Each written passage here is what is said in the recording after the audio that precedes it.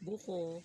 Kinayod ko na buko, gagawin ko siyang minatamis na buko. Masarap siyang pang dessert kapag katapos mo kumain. Ang gagamitin ko pala dito ay yung muscovado sugar.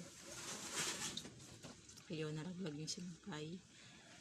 Ayun po, mamaya ipapakita ko sa inyo yung picture ng ganito. At saka yung sauce niya, ay sauce, sabaw. Ito din dito. Buko juice. Sarado pala. Ayan. Ang tamis. Ang tamis niya. Buko juice. Inulit ko ano.